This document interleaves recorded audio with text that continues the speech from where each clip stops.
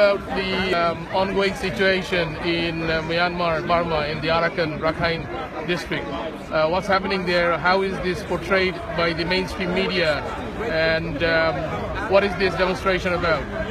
Well, what is happening in Arakan or Rakhine State, northern Rakhine State, is now a full-fledged genocide, yeah?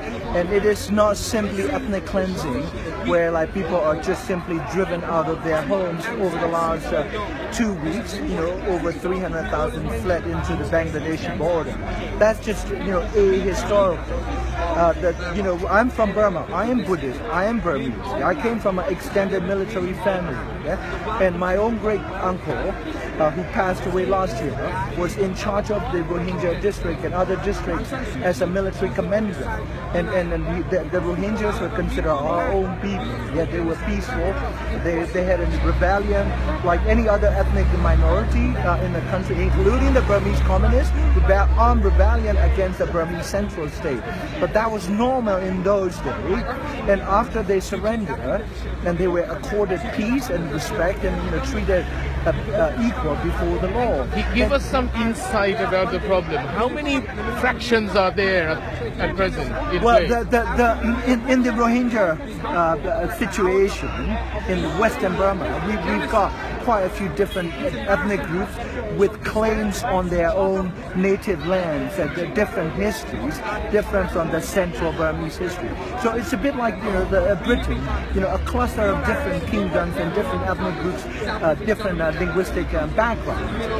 But in the specific case of the Rohingya in that area, Western Burma, you can only be understood it as a triangular politics. Yeah? Buddhist Rakhine, who outnumber the Rohingya Muslims, but 3-1.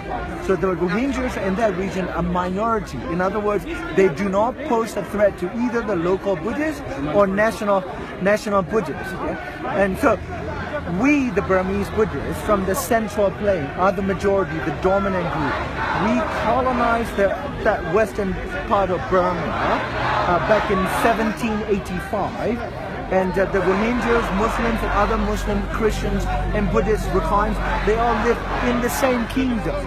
Yeah? That kingdom was ransacked and colonized by the Burmese, and many fled the country into Bangladesh, then East Bengal.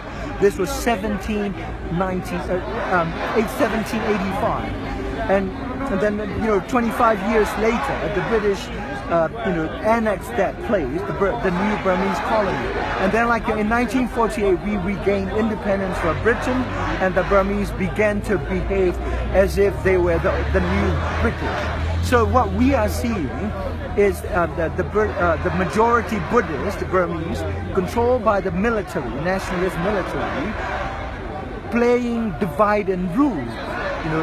Pitting the Rohingyas. So there are three parties. You have the Rohingyans who are the victims, and then you have the Buddhists, and then you have the they were also victims of the Burmese colonization. Right. The Rakhine Buddhists, and then you've got the dominant Burmese Buddhists. They are the majority. So the Burmese Buddhists, backed by the military, or like ruled by the military, are basically playing the Rohingya Muslims and Buddhist Rakhine.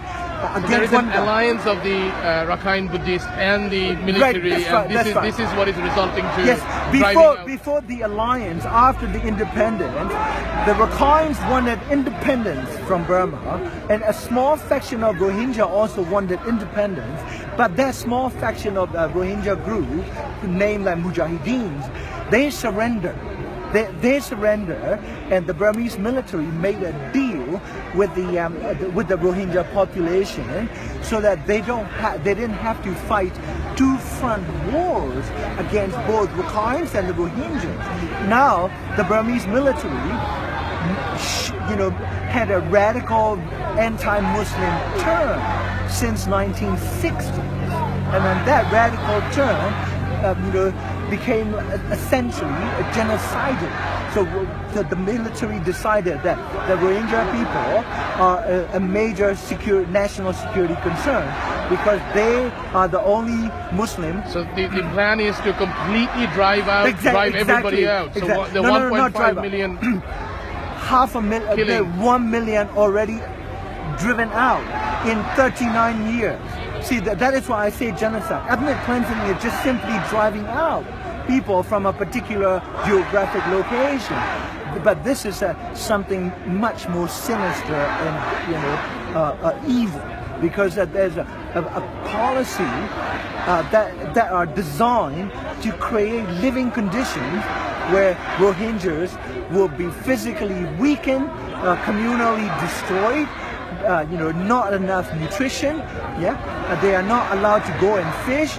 They are not allowed to go farm. Apartheid regime for the last since 1960. No. Apartheid. In apartheid. Worse than apartheid. In apartheid, people were deprived of legal rights, and they're treated as second-class human.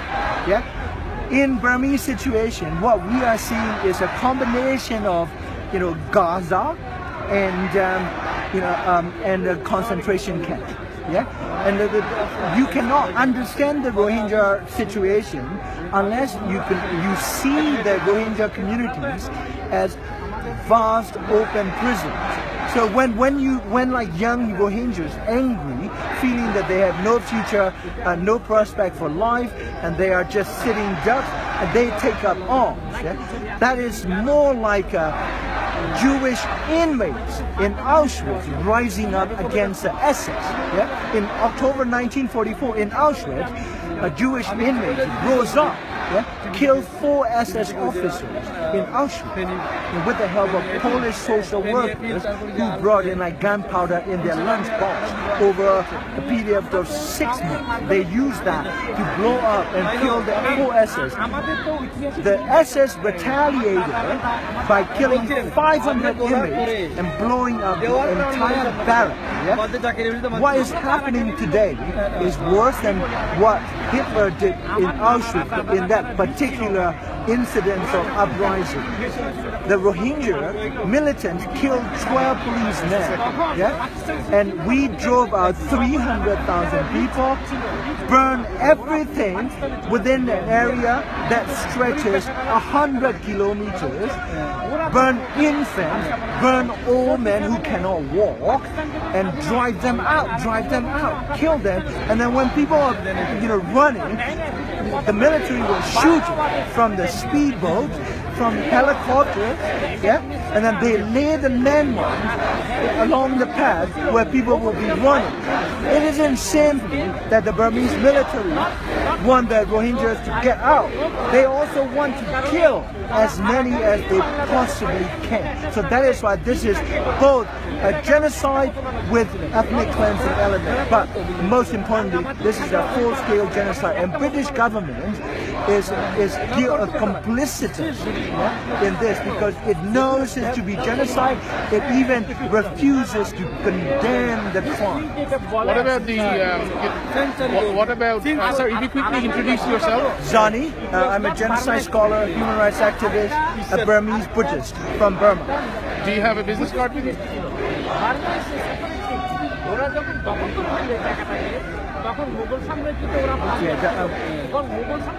My blog is there, and so everything is there. A few more questions. We see the whole Western media when the Suu Kyi election happened, they completely ignored the fact that the Muslims, Rohingyas, were not allowed to vote. We didn't see it in the media at all. No. You know why? Because because they are just going along with Suu Kyi's rhetoric. 2 years ago, when on the eve of election, she was asked about the Rohingya. She said, this is not our priority. We've got so many problems and so many major issues, and genocide is not a major issue for Suu Kyi. And the Western media is still, in love with Suu Kyi at the time. That's portraying her as Nelson Mandela coming to power. All boils down to the economic interest. No, not just economic interest, but who cares? Muslims are killed. Who cares? You think if Catholics in Italy are killed the same way Muslims are killed, do you think that the Western media is going to not cover it. Of course, Western media is also very anti-Muslim racist. That is why they keep portraying, all these Paris and Barcelona, everything. They don't cover hundreds of children being bombed or drowned in Syria or Damascus or anywhere. Thank you.